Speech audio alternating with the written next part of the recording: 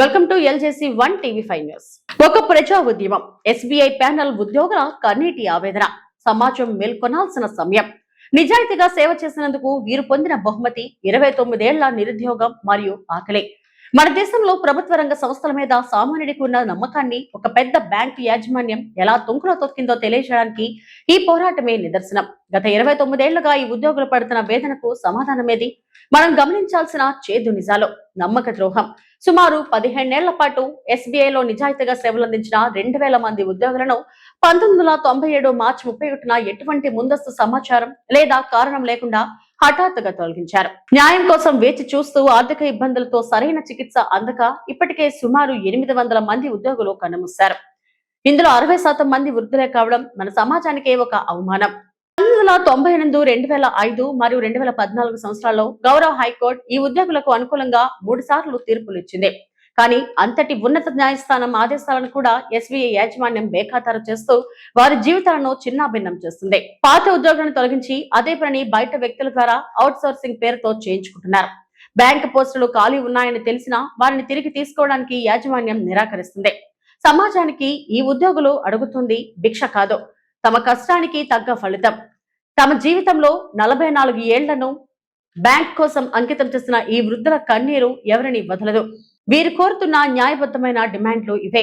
న్యాయం. హైకోర్టు ఇచ్చిన 3 తీర్పులను వెంటనే అమలు చేసి వారికి శాశ్వత ఉపాధి కల్పించాలి. రెండవదిగా నష్టపరిహారం. 1997 నుండి నేటి వరకు వారు కోల్పోయిన జీతభత్యాలను పరిగణలోకి తీసుకొని తగిన నష్టపరిహారం చెల్లించాలని కోరుకుంటున్నారు. మూడవదిగా కుటుంబాలకు ఆసరా. పోరాటంలో మరణించిన ఉద్యోగుల కుటుంబాలలో కనీసం ఒకరికి ఉద్యోగం ఇచ్చి వారి ఆకలి చావులను ఆపాలి. ఈ పోరాటంలో మనం ఎలా భాగస్వాములు కావాలి? ఈ ఉద్యోగుల ఆవేదనను అందరికీ తెలిసేలా చేయండి. న్యాయం కోసం దశాబ్దాలుగా పోరాడుతున్న వారికి మీ మద్దతు, మీ గొంతు ఎంతో అవసరం. బాధ్యత గల పౌరులుగా మనం వీరి కోసం ప్రశ్నించాల్సిన సమయం ఇది. నమస్కారం చేస్తూ, మాకు జరిగిన అన్యాయం ప్రజల దృష్టికి తీసుకెళ్తారని, పెద్దవాళ్ళ దృష్టికి తీసుకెళ్తారని మేము ఇక్కడ సమావేశం జరుపుకుంటున్నాం.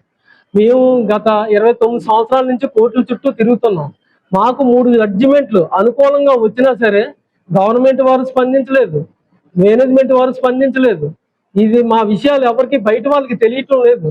మాలో మేమే నలిగిపోయి మాలో చాలా మంది చనిపోయారు, చనిపోతున్నారు కూడా. ఈ రోజు ఇక్కడ ఇంతమంది గ్యాదర్ అయ్యారంటే అందులో మళ్ళీ ఇంకోసారి గ్యాదర్ అయితే ఉంటారో పోతారో కూడా తెలియటం లేదు. మేము అంత బాధపడుతున్నాం. మాకు పెళ్లిళ్ళు అయిపోయి పిల్లలు పుట్టి వాళ్ళకి ఉద్యోగాలు లేక మాకు ఉద్యోగాలు లేక ఎంత సతమతం అవుతున్నామో తెలియట్లేదు. మా బ్రతుకులన్నీ రోడ్డు మీద పడ్డాయి. ఒక్కొక్కరు రిక్షా తోలుకుంటున్నారు, ఒకరేమో పళ్ళ వ్యాపారం చేసుకుంటున్నారు. వైట్ కాలర్ జాబ్ మీద మేము ఉండవలసిన వాళ్ళు. నా పేరు సూర్యనారాయణ, 86లో పనిచేశాను. అక్కడి నుంచి 200 రోజులు ఇస్తాం, మీకు పర్మనెంట్ చేస్తాం అంటే మాకు ప్యానల్ పెట్టారు. ప్యానల్లో సెలెక్ట్ అయ్యాం. ఫస్ట్ ప్యానల్లో సెలెక్ట్ అయ్యాను. ఫస్ట్ ప్యానల్లో సెలెక్ట్ అయ్యి కూడా మాకు అన్యాయం చేశారు. నా తరఫున చాలా మంది ఉన్నారు నాలాంటి వాళ్ళే. మాది విశాఖపట్నం నుంచి నేను మాట్లాడుతున్నాను, సూర్యనారాయణ. మాకు జరిగిన అన్యాయం పత్రికా విలేకరులు అందరూ కలిపి ప్రజల దృష్టికి తీసుకెళ్లి మాకు న్యాయం జరిపించాలి. ఇది సెంట్రల్కి వెళ్ళాలి, దేశం మొత్తం తెలియాలి అని మీ అందరికీ వేడుకుంటున్నాను.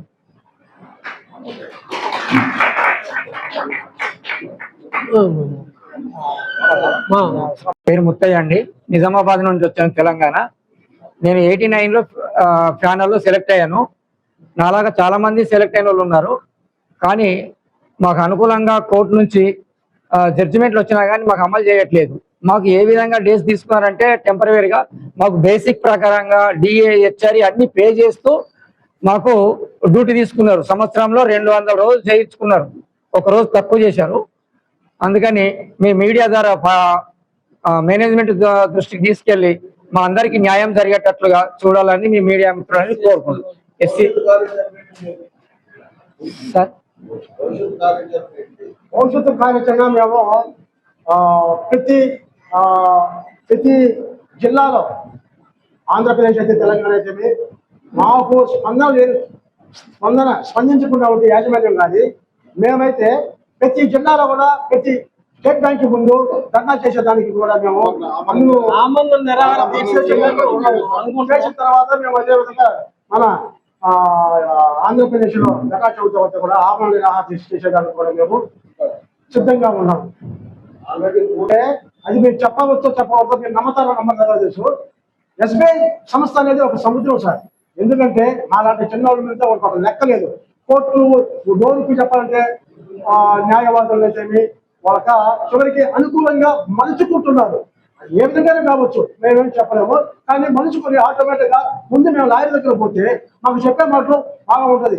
తీసుకో 10,000 ఇచ్చేస్తాం, తర్వాత ఒక వాయిదా 2 వాయిదా బాగుంటాయి, 3వ వాయిదా ఇచ్చి స్పందన వ్యాధులు పిలవరు, హీరింగ్ పిలవరు, ఏమి ఏదన్నా అడిగితే ఇప్పుడు జరిగేది ప్రజెంట్ జరిగేది ఏంటంటే ఇప్పుడు వచ్చినటువంటి జడ్జి గారు హైకోర్టులో సిజిఐటి కోర్టులో కేసులు వారానికి 10 కేసులు కొట్టించేస్తారు సార్. ఏ విధంగా కొడతాయి? మేము 97 నుంచి ఫైట్ చేస్తున్నాం. 97 నుంచి కోర్టుల చుట్టూ జరుగుతున్నాం. తప్పులు ఎంతో 1 లక్ష 2 లక్షలు ఖర్చు పెట్టుకుంటున్నాం. కానీ రీసెంట్ గా ఒక 6-7 నెలల నుంచి వారానికి 10 కేసులు ఫెయిల్ చేస్తున్నారు సార్, రిజెక్ట్ చేస్తున్నారు. ఎట్లా జరుగుతున్నాయి?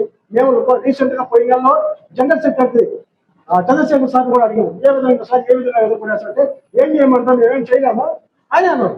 వారానికి పోయి వారంలో 15 కేసులు కొట్టేశారు అజ్మీర్ అన్న. ఎట్లా కొట్టేశారు? గతంలో అప్పటి నుంచి లేదు. వాళ్ళు 3 జడ్జిమెంట్లు ఇచ్చారు, గెలిచాము, ఫైట్ చేశాము. కానీ ఇప్పుడు ఎందుకు కొట్టేస్తున్నారు? ఏమిటి కారణం? ఎవరు ఉన్నారు దీని వెనుక? మా రోజు చర్చ చెప్పుకుంటాం సార్, మీరు అర్థం చేసుకోండి సార్. మేము చివరి వరకు కూడా ఇప్పుడు కూడా మేము ఫైట్ చేస్తూనే ఉన్నాం, ఏ విధంగా న్యాయం చేయరు అని. కానీ వారానికి 10 కేసులు కొట్టేస్తారు. చివరికి రేపు మాకు 6 కేసులు కూడా వచ్చేస్తాయి. ఫెయిల్